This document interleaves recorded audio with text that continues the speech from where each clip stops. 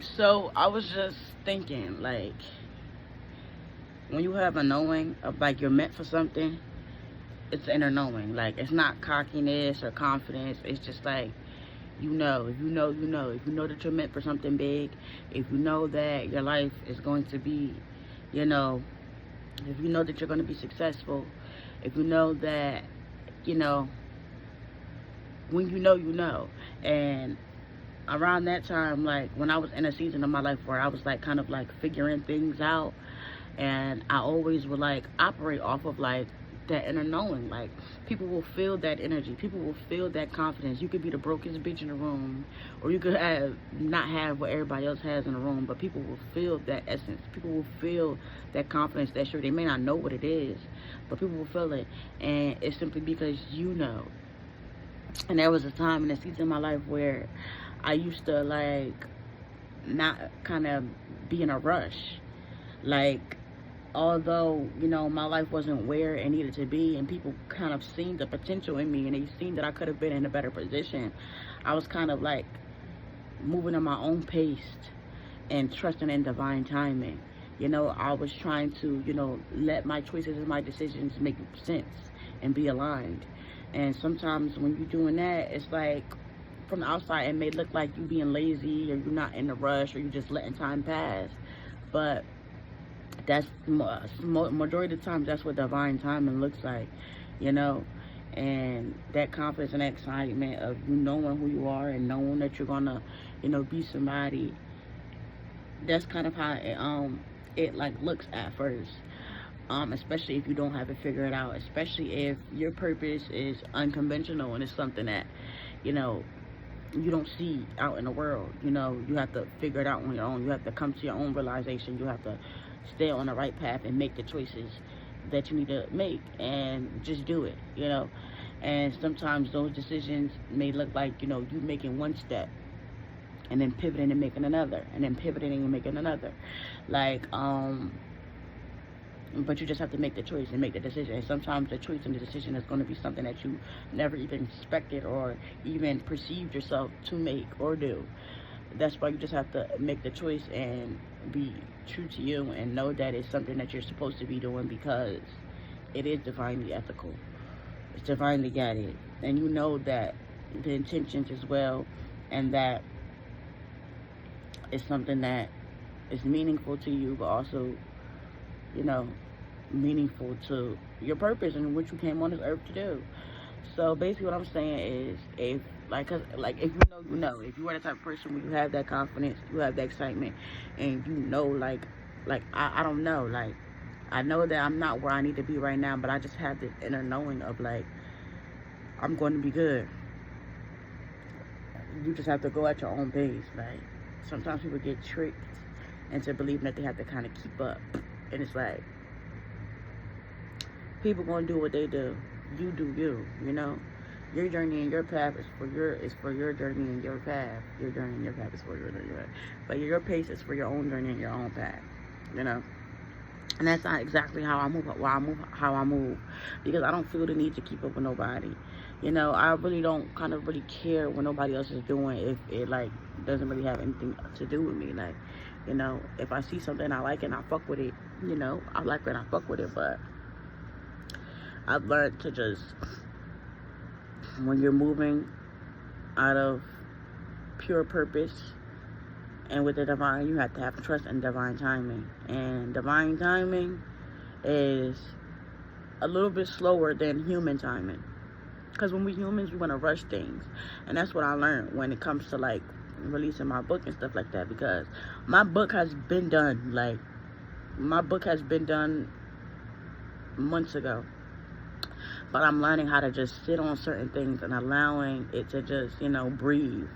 You know, when I finished my book, I wanted to hurry up and post it and publish it, and I wanted to do all these things. And then I kind of learned, like, sometimes you just have to, you know, calm down, let everything marinate and sit. You don't have to rush it. Like, I was excited, and, you know, God was kind of just telling me, like, we know you're excited, but we want this to be published off of the right intentions, off of the right energy, off of the right, you know, at the right time, at the right moment. So I learned to just sit back and just allow, like, baby, just calm down.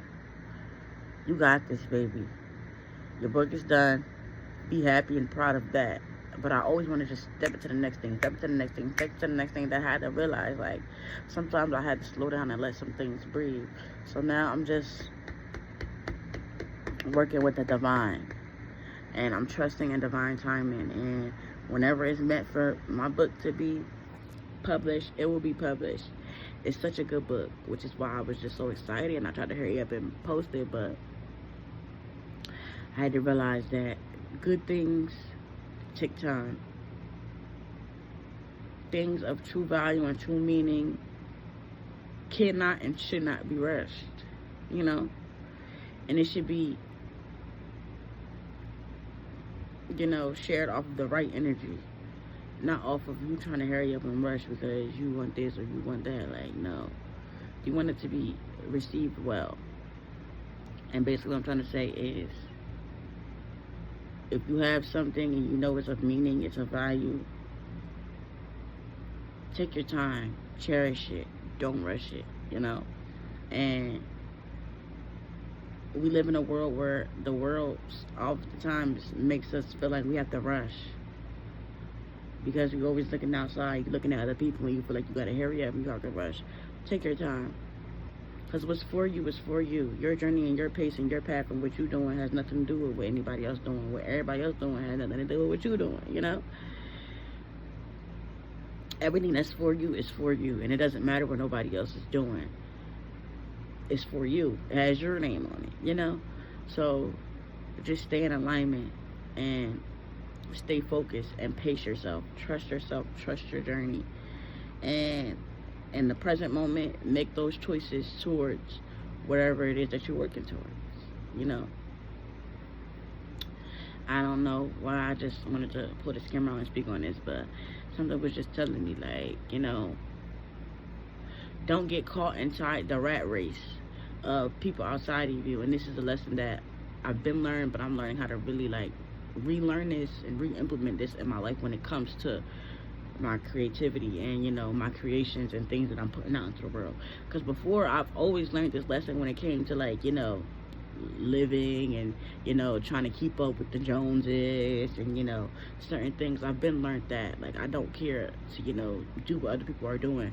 But when it comes to me actually putting my work out there, I'm not going to say that I try to keep up, but I'm gonna be honest, sometimes when you see other people doing stuff, it kind of makes you think, like, am I doing enough? But then I have to kind of go back to myself and realize, like, baby, you've done a lot. Like, you've done a lot. Like, you know, I'm proud of myself and I'm proud of the work that I put in. And it's not on no cockiness. It's just on the fact that I've done things that I never even thought that I would be able to do. And even though I've even spoke on this years ago, like, years ago, I've said that I should write a book because of how deep my mind was and how my life experiences were and everything that I was going through. Probably like in like 2024 or 2023, I said this.